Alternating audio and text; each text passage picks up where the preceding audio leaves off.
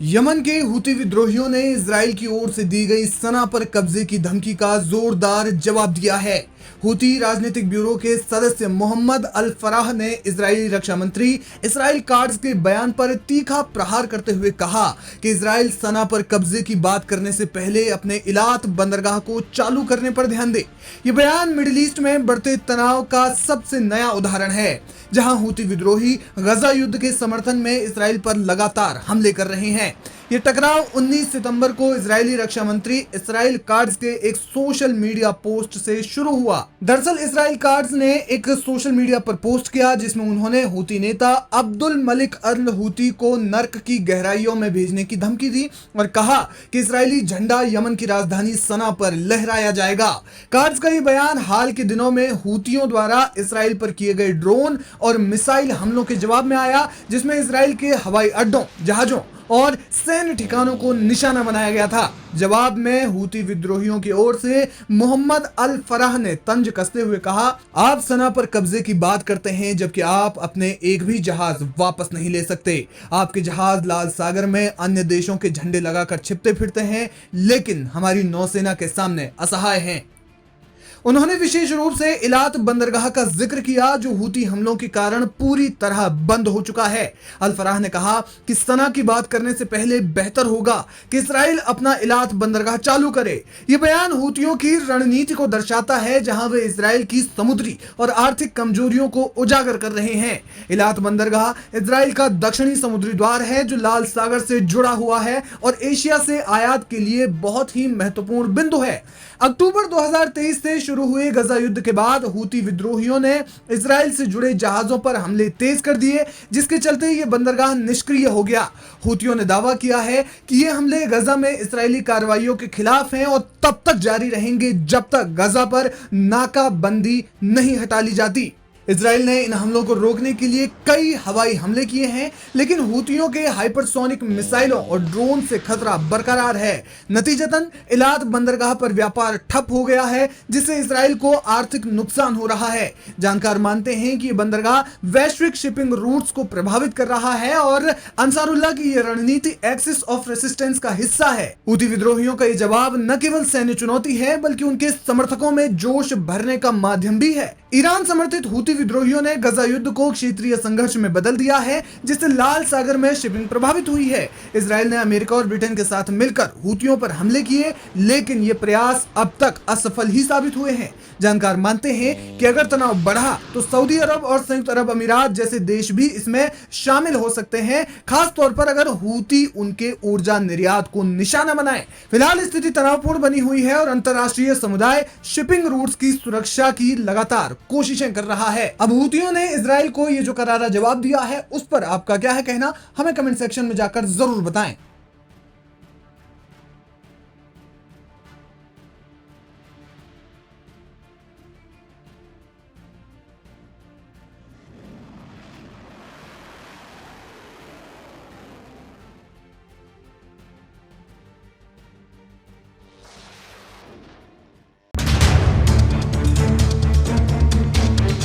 Middle east जंग का वो मैदान जिसने हजारों लोगों की जान ले ली है, जबकि हजारों लोग घायल हो चुके हैं। यहाँ चल रही जंग में परिवार के परिवार खत्म हो चुके हैं और तो और लाखों लोग बेघर हो गए हैं। पीड़ित बस यही चाहते हैं कि अब जंग थम जाए, क्योंकि इस जंग का अंत हो नहीं रहा और लोग मारे जा रहे हैं। हैरानी की बात तो यह है कि इस जंग में मरने वालों की संख्या सबसे ज्यादा महिलाओं और छोटे छोटे मासूम बच्चों की है। जी हाँ, इस जंग की मुख्य कड़ी है इजराइल, जो हमास को खत्म करने के नाम पर गाजा में तबाही मचाने में जुटा हुआ है। बल्कि इस जंग में हुती विद्रोहियों की जब से एंट्री हुई है, तब से यह जंग और ज्यादा खतरनाक हो चली है। हुतियों ने भी इजराइल की नाक में दम कर रखा है और तो और पिछले कुछ दिनों से हुतियों ने इजराइल पर हमले तेज कर दिए हैं। इसी की वजह से इजराइल में बीते 24 घंटे खौफ और हमलों के नाम रहे हैं। एक तरफ यमन के हुती विद्रोहियों का ड्रोन एलात के एक होटल में गिरा, वहीं दूसरी ओर जॉर्डन बॉर्डर के एलएनबी क्रॉसिंग पर एक अज्ञात हमलावर ने फायरिंग कर दी, जिसमें 2 इजरायली नागरिक मारे गए। इन घटनाओं ने देश की सुरक्षा व्यवस्था पर भी सवाल खड़े कर दिए हैं। इजराइल का एलात शहर, जहां पर्यटक सुकून की तलाश में आते हैं, लेकिन अब ये शांत शहर भी हमलों और मिसाइलों की आवाजों से गूंज उठा है। यमन के हूती विद्रोहियों द्वारा भेजा गया ड्रोन जैकब नाम के होटल के प्रांगण में गिरा और तेज धमाके के साथ आग लग गई। इस हमले के बाद होटल में मौजूद दर्जनों पर्यटन जान बचाकर भागते दिखे। राहत की बात यही रही कि इस हमले में किसी की जान नहीं गई, लेकिन ड्रोन के इस हमले ने साफ कर दिया है कि अब इजराइल के पर्यटन केंद्र भी सुरक्षित नहीं बचे हैं। इस हमले के कुछ ही घंटों बाद जॉर्डन से सटे एलएनबी बॉर्डर पर हुई फायरिंग में 2 इजरायली नागरिकों की मौत हो गई।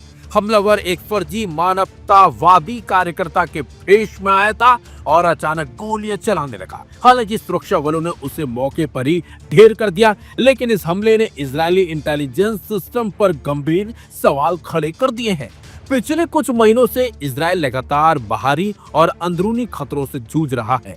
गाजा, हिजबुल्लाह, हूती और अब जॉर्डन बॉर्डर से भी हमले। प्रधानमंत्री नेतन्याहू की नीतियां अब विपक्ष के निशाने पर हैं।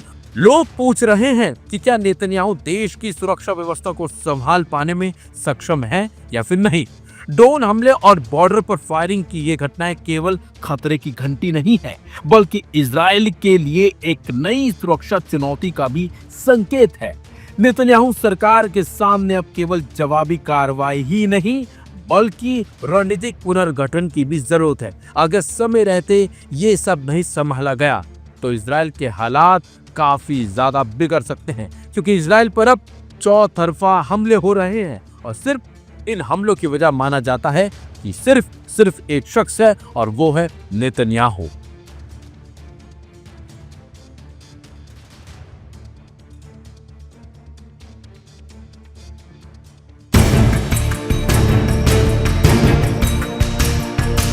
इसराइल को परेशान और हैरान करने वाले हूतियों से अब भारत के पड़ोसी मुल्क ने पंगा ले लिया है। हूतियों ने अब पाकिस्तान को भी इसराइल से बड़ा दुश्मन मानना शुरू कर दिया है। दरअसल हूती तब गाजा के लिए सामने आए जब पूरा अरब जगत और दुनिया के बड़े मुल्क सिर्फ निंदा तक सीमित थे। गजा पर बरसती बमबारी के बीच हूतियों ने सबसे पहले मिसाइल दागनी शुरू की और खुलकर फिलिस्तीन के साथ खड़े हो गए। यानी उन्होंने गजा के लोगों के लिए अपने ही मुल्क को दांव पर लगा दिया। ऐसे में पाकिस्तान का सऊदी अरब के साथ रक्षा समझौता करना हूतियों को सीधा आग बबूला कर गया, क्योंकि ये वही हूती हैं जिनसे उलझने की हिमाकत अमेरिका और इसराइल तक नहीं कर पाए। हूती विद्रोही, जिनका नाम सुनकर सऊदी अरब की नींद उड़ जाती है। यमन की धरती से शुरू हुआ यह आंदोलन अब इतना ताकतवर हो चुका है कि अमेरिका के $50 मिलियन के हथियार को भी हवा में मार गिरा चुका है। इसराइल पर हर दिन 1 से 2 मिसाइल दागने वाले हूती हिजबुल्लाह और हमास को पस्त करने वाले इसराइल को भी घुटनों पर ला चुके हैं। इसराइल के बंदरगाह ठप हो चुके हैं और उसका रक्षा खर्च करीब बढ़ता जा रहा है। यानी हूती अब सिर्फ यमन या सऊदी का नहीं, बल्कि पूरी दुनिया की सुपर पावर ताकतों के लिए सिरदर्द बन चुके हैं। लेकिन सऊदी के साथ खड़े होकर पाकिस्तान किस खतरे में पड़ गया? दरअसल सऊदी और हूती की दुश्मनी कोई नई नहीं है। साल 1990 से 2013 तक यमन में हूतियों का विद्रोह चलता रहा। साल 2013 में हूती विद्रोहियों ने यमन की राजधानी सना पर कब्जा कर लिया और सऊदी समर्थित सरकार को उखाड़ फेंका। सऊदी के लिए सबसे बड़ा झटका था, क्योंकि हूतियों को ईरान का खुला सहयोग मिल रहा था। यमन की धरती पर अपनी सरकार बसाने की हर कोशिश सऊदी की नाकाम रही। उल्टा हूती विद्रोही उसके तेल ठिकानों पर हमला करने लगे। सऊदी के साथ साथ पाकिस्तान से लेकर तमाम बड़े मुस्लिम देशों ने उस वक्त हूतियों के खिलाफ स्ट्राइक करने की कोशिश की और युद्ध में उसे पस्त करने के लिए हर जुगत इंतकाम किए, लेकिन हूतियों ने सबको खराब भेजा। साल 2023 में एक बार सीज फायर हुआ, लेकिन अब हालात फिर बिगड़ चुके हैं। सऊदी अमेरिका से हथियार खरीदकर हूतियों के खिलाफ मोर्चा तैयार कर रहा है और इस खेल में उसने पाकिस्तान को भी अपने साथ खड़ा कर लिया। लेकिन यहीं से पाकिस्तान के लिए खतरे की घंटी बज गई, क्योंकि हूती विद्रोहियों का दबदबा लाल सागर पर है। यहीं से पाकिस्तान का करीब 35 लाख करोड़ रुपए का कारोबार होता है।